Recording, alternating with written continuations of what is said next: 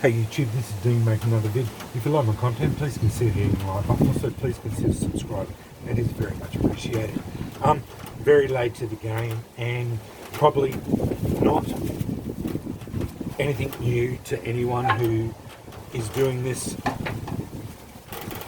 flint and steel stuff. How to use a traditional tinderbox. This is not a traditional tinderbox. They're normally brass and don't look anything like it.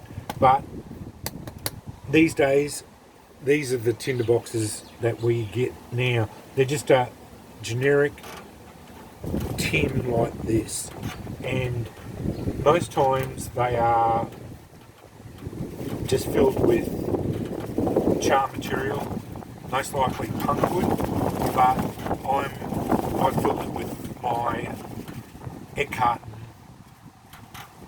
char. But it's the same principle. To use it and blow it into flame, all we do is cast sparks into it and then use your tinder. I'm using jute at the moment, or whatever char material it is, but you cast sparks over the top of it. The other way is to drop spark. I don't do that because that normally ends up spilling your sparks. This way, if you cast sparks over the top, you can normally direct sparks, although the way the wind is at the moment, it's a bit tricky. Probably should have chosen a little bit better time to do this. Although I am getting sparks.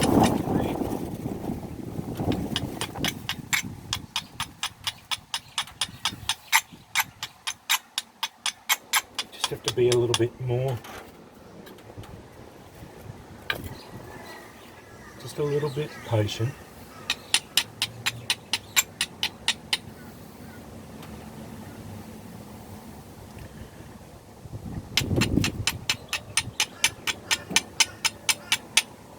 Okay, that's not even a spark. Okay.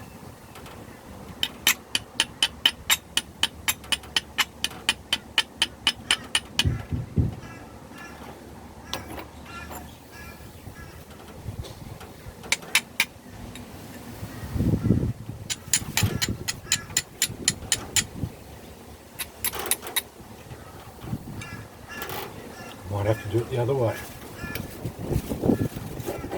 And it is blowing a gale. But that's what you have to do. Sometimes you have to work in these conditions.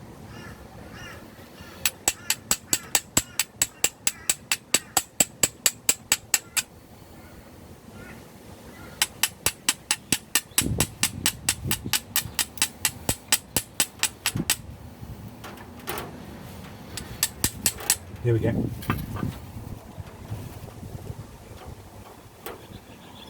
I've got sparks down the bottom too.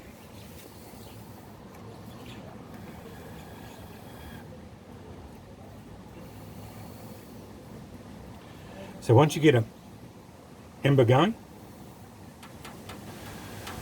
I've got several embers going there. It's just a matter of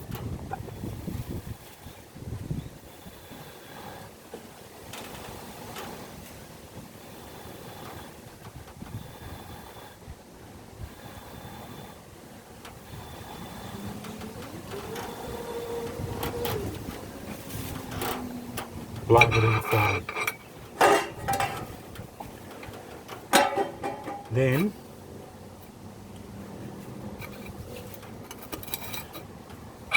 the lid on it, that's going to be hot because it's all embered up. That will put it out.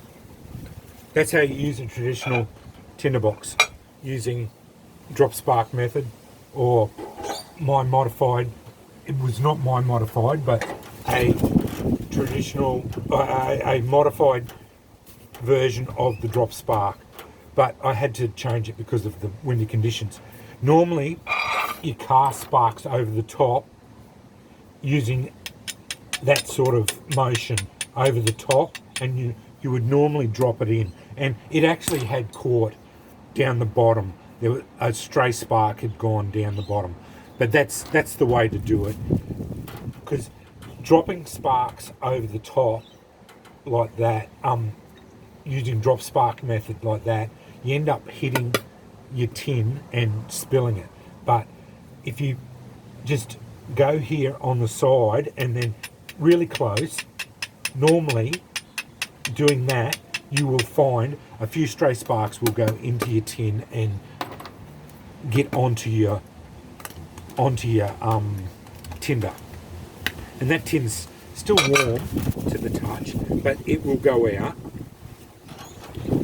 because you're cutting all the oxygen off. That's all out now, so that's no dramas. All done. That's how you use a traditional tinder tin using flint and steel. A little bit windy, so that was actually a good test, and you saw me blow it into flame. That's how it's done. Normal tins are brass, the 1700s or whatever are brass tins.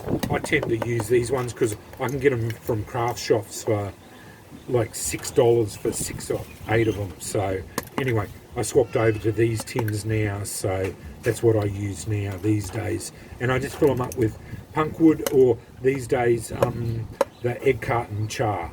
Anyway, that's how you use a traditional tinder tin using flint and steel and a drop cast or casting method of spark, the cast method of sparking. Thank you. Thanks for watching.